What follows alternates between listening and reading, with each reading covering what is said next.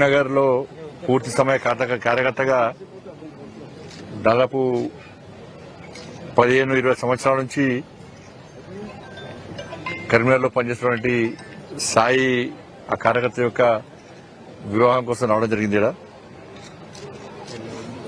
ఒక 2 రోజులు అనవాళ్ళే పాపం, నేను కాలు నొప్పి ఉందని చెప్పండి. టీఆర్ఎస్ పర్యవేక్షణ అవుతారు పాపం వాళ్ళు. 2 రోజులు బండి సంజయ్ కనవడం ఉంటేనే ఏడి బండి సంజయ్ అంటున్నారు. బీఆర్ఎస్ వాళ్ళకు పండుకున్నా లేచినా ఏడవేనా కూడా బండి సంజయ్ గుర్తొస్తారు వాళ్ళకు. నిన్న మాట్లాడుతున్నారు వాళ్ళు, బండి సంజయ్ ఏడవలే 2 రోజులు కాలినప్పుడు ఉండే, అందుకే బయటకు వెళ్ళి మళ్ళీ బయటకు వస్తే మీ సంగతి చెప్పడానికి వచ్చిన. ముఖ్యంగా తెలంగాణ రాష్ట్రంలో కొనుగోలు సరిగా జరగకపోవడం వలన రైతులు నానా అవస్థలు పడుతున్నారు. ఇప్పటికీ ఇంకా కొనుగోలు కేంద్రాలు ప్రారంభించలేదు చాలా ప్రాంతాల్లో. మొదట ప్రారంభించినప్పుడే ఇంకా దాదాపు 1700 కొనుగోలు కేంద్రాలు ప్రారంభించనే లేదు. కొనుగోలు కేంద్రాలు ప్రారంభించిన ప్రాంతాల్లో కొనుగోలు ప్రారంభం కాలే. రైతులు వడ్లను తీసుకొచ్చి కొనుగోలు కేంద్రాల్లో పోసారు. అక్కడ స్థలాలు లేకుండా రోడ్ల మీద పోసుకున్నారు. వాళ్ళ ఇంట్లో స్థలం లేకుండా పాపం ఎక్కడ పోసుకొని ఇవాళ ఒక భయానక వాతావరణంలో వాళ్ళ జీవితాలను కొనసాగించే పరిస్థితి రైతులది.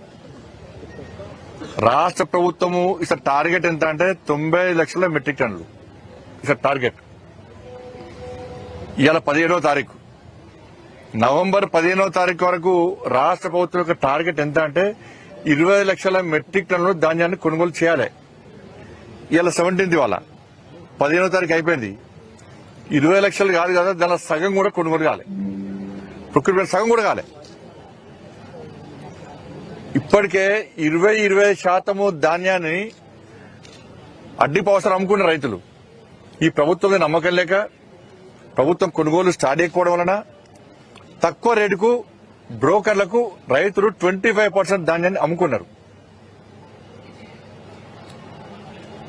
ఎక్కడైతే అక్కడక్కడ ప్రారంభించిన కొనుగోలు సెంటర్లో మళ్ళా తరుగు, తాలు, తేమ పేరుతోని కటింగ్స్. ఇది తెలంగాణలో రైతుల పరిస్థితి. రాష్ట్ర ప్రభుత్వము ఎన్నికల మేనిఫెస్టోలో ఏం పెట్టారు? ధాన్యానికి సన్నపొడ్ల దొడ్డొడ్ల చెప్పలే, ధాన్యానికి 500 రూపాయలు బోనస్ ఇస్తామన్నారు. మళ్ళీ ఇప్పుడు ఏమంటున్నారు? సన్నపొడ్లకే ఇస్తా అంటున్నారు. పాలసీ మార్చేసారు ప్రభుత్వం రాకముందు, ప్రభుత్వం వచ్చిన తర్వాత. వచ్చినాకైనా ఇస్తారా అంటే ఎంత గ్యాంబ్లింగ్, ఎంత దుర్మార్గం అంటే రాష్ట్ర ప్రభుత్వం అది. ఇవాళ మన రాష్ట్ర ముఖ్యమంత్రి గారు ఏమన్నారు, సంబంధిత మంత్రి ఏమన్నాడు? 50 లక్షల మెట్రిక్ టన్నుల ధాన్యానికి సన్నబోడ్లు, ఈ సన్నబోడ్లకు మేము బోనస్ ఇస్తాం, 500 రూపాయలు బోనస్ ఇస్తామన్నారు. దీనికోసము 2500 కోట్ల 2,500 కోట్ల రూపాయలు, 20,000 కోట్ల రూపాయలు దీనికి పెట్టుకోవాలి. మేము రెడీ ఉన్నాయి, పైసలు ఇచ్చేస్తాం. 2,500 crores. ఇవి మరి ఆల్రెడీ 25% అమ్ముకున్నారు ప్రభుత్వం కొనలేక. ప్రభుత్వం ప్లాన్ ఏంది? ఇంకా కొంచెం కొనుగోలు ఆలస్యం చేస్తే ఇంకో 10% కూడా అడ్డిపవసరం తక్కువ రేటుకి అమ్ముకుంటారు. మద్దతు ధర కూడా దానికి 1800, 1700, 1900 అమ్ముకుంటున్నారు. కేంద్ర ప్రభుత్వం ఇచ్చిన మద్దతు ధర ఎంత అంట? 2300. ఇక ఇంకా ఇట్లా కావాలని లేడీస్ ప్రభుత్వం లేడీ చేస్తే ఇంకో 10% అమ్ముకుంటారు. లాస్ట్ వీళ్ళు ఇచ్చేది ఎంత? ఒక 50% మందికి 500 రూపాయలు బోనస్ ఇవ్వచ్చుగా. ఒక 1000 కోట్లు ఆల్రెడీ 1000 కోట్లు ఖతం అయిపోయినాయి, 1000 కోట్లు తప్పించుకున్నారు. ఇక ఇంకో 500 కోట్లలో ఇంకో 500, 1000 కోట్లు ఖతం అయిపోతే అమ్ముకుంటే మనం ఇచ్చేదంతా ఇంకో 1000 కోట్లు ఇద్దాం, 600-700 కోట్ల మందం ఇద్దాం బోనస్ అని చెప్పించి కుట్రలో భాగమే ఇలా రాష్ట్ర ప్రభుత్వం యొక్క చేస్తారు. ఇవాళ అమ్ముకున్నారు, సగం అమ్ముకున్నారు. మద్దతు ధర లేదు ఇప్పటికీ. అటు రైతులు ఇబ్బంది పడుతుంటే, రైతులు నానా అవస్థలు పడుతుంటే కొనుగోలు బ్రహ్మాండంగా జరుగుతున్నాయి. ఇలా సవాల్ చేస్తున్నారు రాష్ట్ర ప్రభుత్వానికి. చలో తరుగు, తాలు, తేమ లేకుండా ఎక్కడైనా కొంటుండ్రని చెప్పి ప్రూవ్ చేయండి. తరుగు, తాలు, తేమ కటింగ్స్ కూడా కొంటలేరు అని చెప్పి నేను ప్రూవ్ చేస్తా. నేను 3 నెలలకు రాస్తా. మీకు సిద్ధమా దానికి? రాష్ట్ర ప్రభుత్వం సిద్ధమా దానికి? కొనుగోలు ప్రారంభించిన కేంద్రాలు చూపడతా నేను పోదాం, రైతుల దగ్గర పోదాం ఇవాళ. కానీ ఇచ్చిన హామీలు ఏమైనాయి? కాబట్టి నేనేమంటున్నా అంటే దయచేసి ఇప్పటికైనా యుద్ధ ప్రాతిపదికన మీరు కొనుగోలు ప్రారంభించండి. రైతులు తక్కువ రేటుకి అమ్ముకునే పరిస్థితి వచ్చింది, మీరు 2300 కేంద్ర ప్రభుత్వం మద్దతు ధరిస్తున్నది, దానికి 500 బోనస్. మీరు బోనస్ ఎవరికి ఇవ్వాలి? మీరు టార్గెట్ ఎంత? 50 లక్షలు. 50 లక్షల మెట్రిక్ టన్ల బయట అమ్ముకున్నా కూడా మీరు లెక్క తీయండి. లెక్కనే ఉంటుంది, బాధ్యత లెక్కనే ఉంటుంది. బయట అమ్ముకున్నా కూడా మీరు బోనస్ ఇవ్వాలి. బయట అమ్ముకున్నా కూడా బోనస్ ఇవ్వాలి. మీరు తరుగుతాళ్ళు తేమలే కూడా కొనాలి. బయట అమ్ముకున్న రైతులు కూడా మీ టార్గెట్ 50 లక్షల మెట్రిక్ టన్లకు అసలు మొత్తానికి ఇవ్వాలి. సన్నపోటు లేదు, తొట్టు లేదు. మీరన్నారు ఎలక్షన్స్ అప్పుడు ఈ తేడా ఆ తేడా లేకుండా అందరికీ బోనస్ ఇవ్వాలి. ఇవాళ రైతు భరోసా ఇవ్వకపోతుంది. కౌలు రైతులకు రైతు కూలకి ఇస్తున్నారు, వాళ్ళకు 12 రూపాయలు ఇస్తుంటారు. రైతు కూలకు వాళ్ళకి ఇవ్వకపోతుంది. 500 రూపాయలు బోనస్ అంటది. బోనస్ ఎగ్గొట్టడం ఎంత తగ్గించుకోవాలో అంత తగ్గించుకునే ప్రయత్నం చేయబడుతుంది. కేంద్ర ప్రభుత్వం మద్దతు ధరిస్తే ఆ మద్దతు ధర కొనుగోలు లేక ఇలా తక్కువ రేటు అమ్ముకునే విధంగా రైతులను మోసం చేయబడుతుంది. మీరు దళారీ వ్యవస్థను పెంచి పోషించబడుతుంది. ఇలా నిజాయితీగా కొనుగోలు జరిగితే ఇలా పైసలు లాభం ఉండదు. ఇప్పుడు ఏం చేస్తారు? బయట బ్రోకర్లకు అమ్ముకుంటే బ్రోకర్ల ద్వారా కమిషన్ వస్తుంది. వీళ్ళకు బ్రోకర్లకు అమ్ముకుంటే కమిషన్ వస్తుంది. ఈ బోనస్ తప్పించుకోవచ్చు, 50% బోనస్ తప్పించుకోవచ్చు. ఈ రెండు కుట్రలో భాగమే ఇలా రైతులు ఇబ్బంది పడుతున్న విధానం. ఇది హరి గోస పడుతున్నారు రైతులు, ఎక్కడైనా మొత్తుకుంటున్నారు, లొల్లి పడుతున్నారు రైతులు.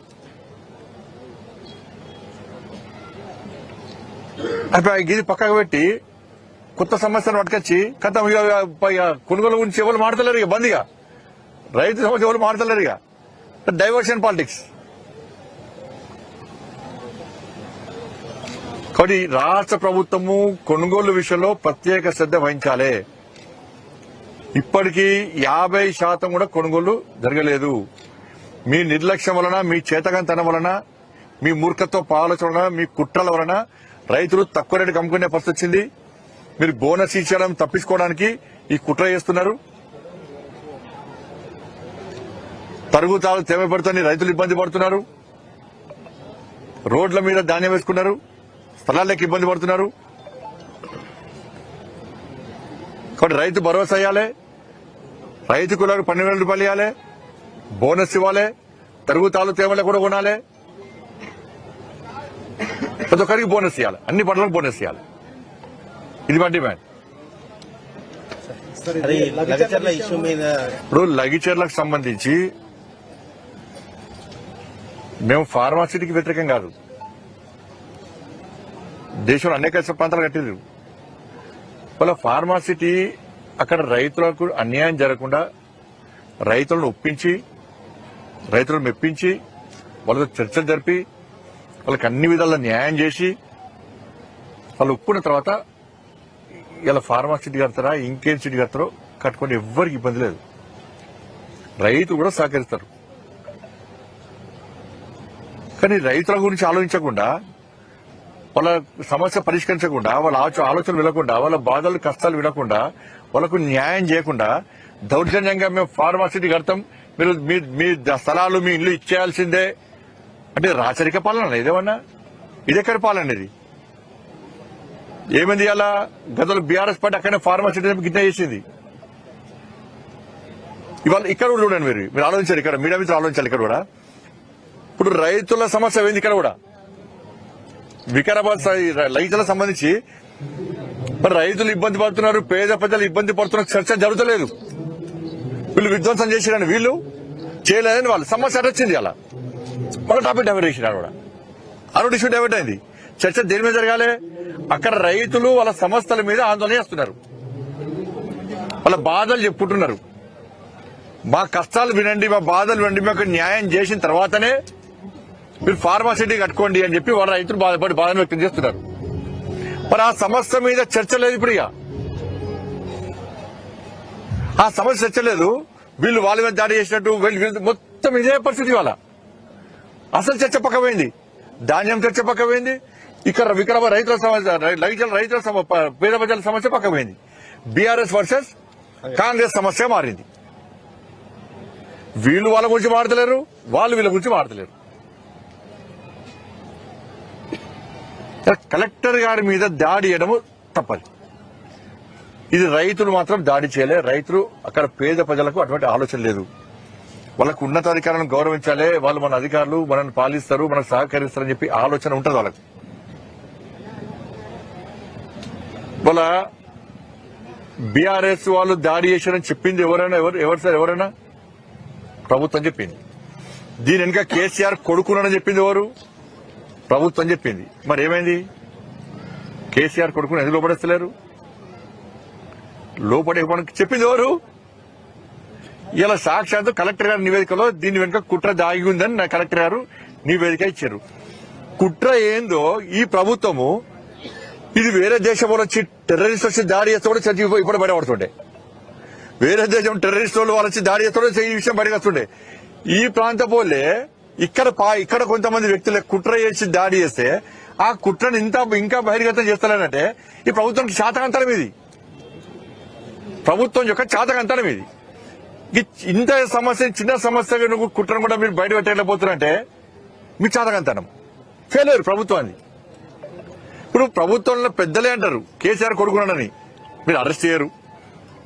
ఈ ప్రభుత్వమే అంటది దీనికి బీఆర్ఎస్ దాడి చేశారని చెప్పి ఒకరిని అరెస్ట్ చేస్తారు, 10 మంది అరెస్ట్ చేస్తారు, అమాయకులను అరెస్ట్ చేస్తారు. విడిపోయారని అమాయకులతో ఎందుకు అరెస్ట్ చేస్తారు? వదిలిపెట్టిన వాళ్ళు వెంటనే వాళ్ళు దాడి చేశారు. మీరే పడితే బీఆర్ఎస్ కుట్ర చేశారని మరి రైతులను అరెస్ట్ చేస్తారు. మీరు రైతులు ఏం పాపం చేశారు వాళ్ళ? మరి కుట్ర చేశాక మరి కేసీఆర్ కొడుకును అరెస్ట్ చేయడానికి మీకున్న ఇబ్బంది ఏంది? టీవీలలో 2 రోజులు మూత మోగింది. పాపం ఆయన కూడా హైబద్దినాడు. హైబద్దిని ఏ టీవీలకి ఇంటర్వ్యూలు వీళ్ళ ఈ టీవీ ఛానల్ పోయి ఇంటర్వ్యూ ఇచ్చిండు, ఆ టీవీ ఛానల్ ఇంటర్వ్యూ ఇచ్చిండు, అదే వీణ్ణి ప్రదర్శించిండు, నక్క వీణ్ణి ప్రదర్శించిండు. నేను నోట్లు ఏలబెడతాడు కోరిక అన్నట్టు చూపడుతుండే. అబ్బా ఎంత నట సార్వభౌమునివే నువ్వు నిజంగా కేసీఆర్ కొడుక.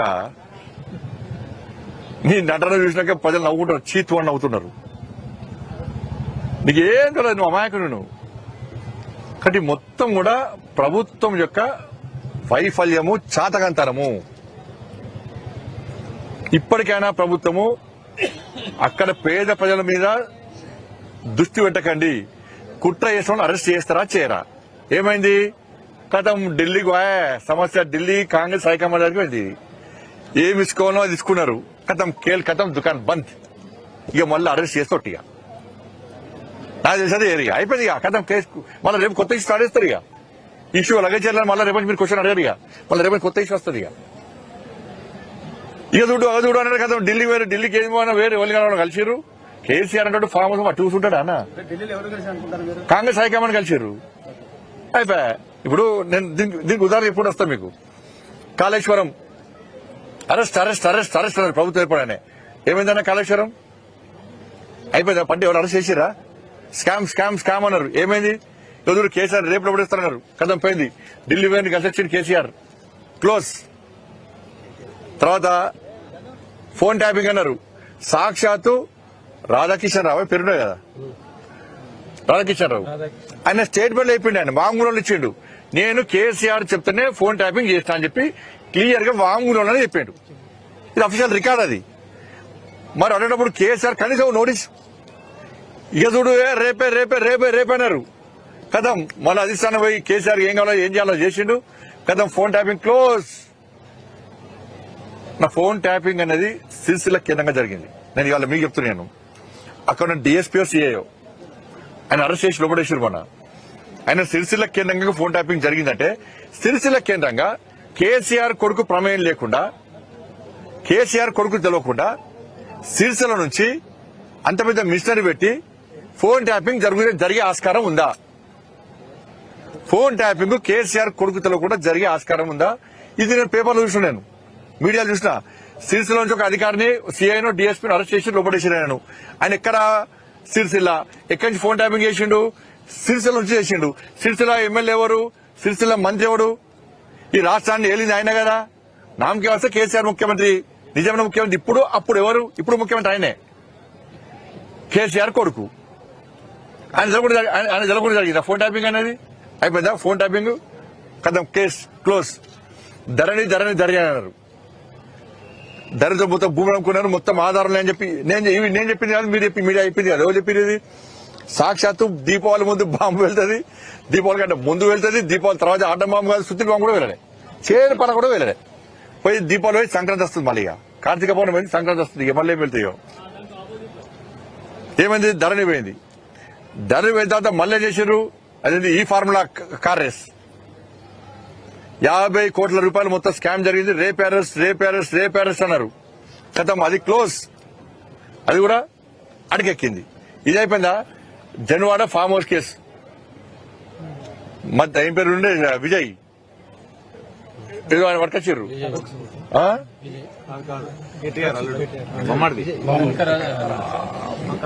మధ్యరాజు విజయ ఉంది, పాకాల బామర్దే, బామ దొరికిపోయింది. ఇంకా దొరికిండు ఇచ్చిపెట్టారు వీళ్ళు. ఇప్పుడు పట్టుకుంటాం కాదు, పట్టుకున్న ఇచ్చిపెట్టారు వీళ్ళు. ఇప్పుడు దానిలో ఏం చేశారు? 2 రోజులు మీరు టీవీలో అంత అన్న మమ్మల్ని పిచ్చోళ్ళు చెప్తున్నారు.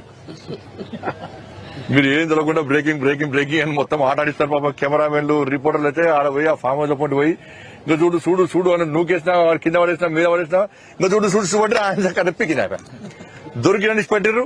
ఈ అరెస్ట్ అది ఎక్కింది. ఎట్లా పోయింది అది? మళ్ళీ ఢిల్లీ పోయిండు. మీకు ఏమర్థమవుతుంది చెప్పండి? దీనిలో మీకు ఏమర్థమవుతుంది? కాబట్టి వాళ్ళు కలిసి ఈ డ్రామాలు ఆడుతున్నారు. ఇక్కడ 2 ముఖ్యమంత్రులు, ఒక్కరేమో రేవంత్ రెడ్డి గారు, ఇంకోరేమో కేసీఆర్ కొడుకు.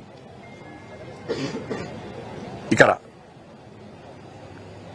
ఆర్కే బ్రదర్స్, నేను రేవంత్ రెడ్డి, ఆర్ఎస్ బ్రదర్స్ ముఖ్యమంత్రులు అన్నమాట. ఇక్కడ నేను సవాల్ చేస్తున్నా, ఇలా చలో సంగారెడ్డి వేదికగా సవాల్ చేస్తున్నా. నీకును, మీ కుటుంబానికిను, రేవంత్ రెడ్డి గారి కుటుంబానికి సంబంధాలు ఉన్నాయా లేవా? చలో నేను సవాల్ చేస్తాను. నువ్వు లేవని చెప్పి ప్రూవ్ చేస్తా. చలో నాకును రేవంత్ రెడ్డి గారి సంబంధాన్ని ప్రూవ్ చేయి, నేను రాజీనామా ఇస్తా. రాజకీయాల నుంచి వెంటనే పక్క జరుగుతున్నాను, వెంటనే. చలో నేను సవాల్ చేస్తున్నా. చలో నీకును, నీ కుటుంబానికిను, రేవంత్ రెడ్డి కుటుంబానికి సంబంధాలు ఉన్నాయి, వ్యాపార పరంగా కూడా సంబంధాలు ఉన్నాయి అని నేను ప్రూవ్ చేస్తా. నువ్వు రాజకీయాల నుంచి పక్కన జరుగుతావా చెప్పు. మీ కుటుంబము కేసీఆర్ కుటుంబానికి, అదే కేసీఆర్ కొడుకు కుటుంబానికి, వీళ్ళే దండుపాల మూటల కన్నా చిరిగి తెలంగాణ దొరికి రాబా. ఇది చీమలు పెట్టిన పుట్టలు పాము జొరినట్టు తెలంగాణ ఆ కుటుంబం జొరింది, బతుకులు నాశనం చేసింది. చిన్న బతుకులు చేసిన మనల్ని. నేను సవాల్ చేస్తున్నా. సరే ఇప్పుడు నేను మీ కుటుంబానికి, రేవంత్ రెడ్డి గారి కుటుంబానికి సంబంధాలు ఉన్నాయి, వ్యాపార సంబంధాలు ఉన్నాయి, నేను నిరూపిస్తా. మరి తెలంగాణలో ఆర్కే కుటుంబం నడుస్తుందా, మా కుటుంబం నడుస్తుందా? జాగ్రత్త కబ్జాలు చేయలే, పైరవులకు దూరం, కమిషన్లకు దూరం. కాబట్టి అంతా కూడా ప్లాన్ కొద్దీ ఏంటంటే ఇద్దరు కలిసి ఏంటంటే భారతీయ జనతా పార్టీని రానియకుండా చేయాలి. భారతీయ జనతా పార్టీని అడ్డుకోవడానికి ఇక్కడ కార్యకర్తలు చాలా అగ్రెసివ్ ముందుకు వస్తున్నారు, భారతీయ జనతా పార్టీ కార్యకర్తలు. కాబట్టి వీళ్ళని అడ్డుకోవాలంటే మనం కొట్టాడుకుంటున్నాం, కొట్టినట్టు నేను ఏడ్చట్టు చేస్తా అన్నటువంటి పాలసీతోని ఇద్దరు కలిసి ఆడుతున్న డ్రామాలు. లేకుంటే గిన్ని విషయాలు చెప్పినా ఏ ఒక్క విషయం మీద విచారణ లేదు, ఏ ఒక్క విషయంలో అరెస్టులు లేవు, ఏ ఒక్క విషయంలో కనీసం నోటీసులు లేవు. ఏం జరుగుతుంది తెలంగాణలో? సాక్షాత్తు జిల్లా కలెక్టర్ గారి మీద దాడి చేస్తే, కుట్ర చేస్తున్న అరెస్ట్ చేయకుంటే నేను ఇదే చెప్పిన, బీఆర్ఎస్ పార్టీ విధ్వంసకర పార్టీ. అసలు ఈ పార్టీని బ్యాన్ చేయాలి తెలంగాణ రాష్ట్రంలో. అడిగితే ఈ పార్టీని బ్యాన్ చేయాలి తెలంగాణ రాష్ట్రంలో. ఇప్పుడు విధ్వంసాలు చేసి మరొక్కసారి ప్రజలను నమ్మించి మోసం చేసి ఏదో ఒక మూవ్మెంట్ తీసుకొచ్చి ప్రజల దృష్టి మళ్లించి రాజకీయ లబ్ధి పొందడానికి ప్రజల మన ప్రాణాలతోని ఆటలాడుతున్నటువంటి పార్టీ బీఆర్ఎస్ పార్టీ. ఇవాళ గ్రూప్ 1 ఎగ్జామ్ అప్పుడు నేనే ఆందోళన పాల్గొన్నా. ఆ రోజు విధ్వంసం చేసే ప్రయత్నం బీఆర్ఎస్ పార్టీ చేసింది. నేను ఆ రోజు విధ్వంసం చేసే ప్రయత్నం చేసింది బీఆర్ఎస్ పార్టీ. తర్వాత పోలీసు వాళ్ళ సమస్యల మీద అదే సచివాలయం ముందు విధ్వంసం చేయడానికి బీఆర్ఎస్ పార్టీ ప్రయత్నం చేసింది. ఇవాళ మళ్ళా లైచర్ల విషయంలో కూడా విధ్వంసం చేసే ప్రయత్నం చేసింది. కాబట్టి దీనికి రాష్ట్ర ముఖ్యమంత్రి ఒక చేతకంతనం వలన ఇదంతా జరుగుతున్నది. ఇటువంటి విధ్వంసక పార్టీని కంట్రోల్ చేయాల్సిన బాధ్యత రాష్ట్ర ప్రభుత్వం ఉంది. రాష్ట్ర ప్రభుత్వము వాళ్ళు వీళ్ళు కలిసి విధ్వంసం జరిగినా పర్లేదు, మేము కొట్లాడితే మాకు మాత్రం మీడియాలో స్పేస్ ఉండాలి, మేము మాత్రం కొట్లాడుకోవాలి, లేకుంటే బీజేపీ మధ్యలో వస్తుంది, బీజేపీకి మీడియాలో స్పేస్ లేకుండా చేయాలని చెప్పి ఒక ఆలోచనలో కుట్రలో భాగమే అంతా. కాబట్టి ఈ విషయంలో ప్రజలు ఆలోచించాలి. ఈ అన్ని పక్కబెట్టరు. దయచేసి ఆ కొనుగోలు గురించి ఇక్కడ ఫార్మాసిటీకి సంబంధించి రైతులకు న్యాయం చేయాల్సిందిగా భారతీయ జనతా పార్టీ డిమాండ్ చేస్తున్నది. అదేవిధంగా మిమ్మల్ని రేవంత్ రెడ్డికి సహాయ మంత్రిగా పనిచేస్తున్నారు. ఇప్పటికే చెప్తానే ఇప్పటికే చెప్పినా నాకు రేవంత్ రెడ్డి సంబంధాలు ఉన్నట్టు ప్రూవ్ చేయమని చెప్పాను. కేసీఆర్ కుటుంబానికి రేవంత్ రెడ్డి సంబంధాన్ని ప్రూవ్ చేస్తా. అప్పుడు తెలంగాణ రాష్ట్రంలో ఆర్ఎస్ ప్రభుత్వం వస్తుందా, ఆర్కే ప్రభుత్వం వస్తుందా, నేను సిద్ధం. నేను సవాల్ చేసిన, వట్టికి లేదు, నేను సవాల్ చేసిన. అదే కాంగ్రెస్ వాళ్ళేమో కేసీఆర్ డైరెక్షన్ తోటే బీజేపీ వాళ్ళు మూసి నిద్ర చేస్తున్నారు. వాళ్ళకు తెల్లాలేస్తే బీజేపీ పడుతుందన్న. పన్నా లేసినా తిన్నా పన్నా ఏడిపోయినా కూడా బీజేపీ వాళ్ళకుంటారు. వీళ్ళిద్దరికి ముంగడి కనబడేది బీజేపీ. అంటే ఇప్పుడు బీజేపీ అంటే భయం. మూసి నిద్ర ఎందుకు చేస్తుంది సార్ బీజేపీ పార్టీ? మేము మూసి ప్రక్షాళనకు, మూసి పునర్జీవానికి భారతీయ జనతా పార్టీ వ్యతిరేకం కానే కాదు. మా డిమాండ్ అలా, మా బాధల్లో ఒకటే, పేద ప్రజల ఇండ్లు కూల్చకండి. మూసి ప్రక్షాళన పేరుతోని 1,00,000 కోట్లను దంచుకోకండి, చంపుకోకండి. ఈ రెండింటి మాత్రం వ్యతిరేకం. మూసి ప్రక్షాళనకు మేము వ్యతిరేకం కానే కాదు. మూసి ప్రక్షాళన జరగాలని కోరిందే మేము, కానీ చంపుకోమని కోరింది మేము కాదు. పేదలను కూల్చుకున్నది మేము కాదు. కేంద్ర మంత్రి కిషన్ రెడ్డి గారు పొన్నం ప్రభాకర్ మీరు తెలంగాణలో కాదా డిఎన్ఏ టెస్ట్ చేయించుకోవాలని నిన్న సవాల్ ఇస్తారు. అన్నా మనం మాట్లాడేటప్పుడు భాష ఉండాలన్న. ఎవరు తెలంగాణ డిఎన్ఏలో తెలంగాణ ఉంటుందని ఇక కట్టినప్పుడు తెలుగు రాష్ట్రాలు విభజినప్పుడు అప్పుడు డిఎన్ఏ టెస్ట్ ఎదురుకోవచ్చు. ఇక డిఎన్ఏ తెలంగాణ రక్తంలో డిఎన్ఏ తెలంగాణ ఉంటుంది, లేకుంటే ఇంకోటి ఉంటుంది, ఆంధ్ర ఉంటుంది, ఇది ఉంటుంది అనుకుంటే సరే రాజకీయ విమర్శలు నడుస్తూ ఉంటాయి. దాని పెద్ద మనం రాజకీయ విమర్శలు ఈ సంస్థాగతం సంబంధించి ఇప్పుడు 30 లక్షల చిల్లర సభ్యత్వమైంది. అధిష్టానం కొంచెం దీని మీద అసంతృప్తిగా ఉందన్నది ఎంతవరకు వచ్చింది సార్? రెండో క్వశ్చన్, బీజేపీ అధ్యక్షులు త్వరలో బండి సంజయ్ రాబోతున్నారు ఒక నేను కేంద్ర మంత్రిని, నాకు అధ్యక్షుడిచ్చే అవకాశం ఉండనే ఉండదు. నేను మళ్ళీ క్లారిటీ చెప్తున్నా. కిషన్ రెడ్డి గారు నన్నప్పుడు మార్చే సందర్భంలో కిషన్ రెడ్డి గారు కేంద్ర మంత్రిగా ఉన్నారు కాబట్టి వారు ఒక్కరికి ఎగ్జామ్షన్ ఇచ్చారు.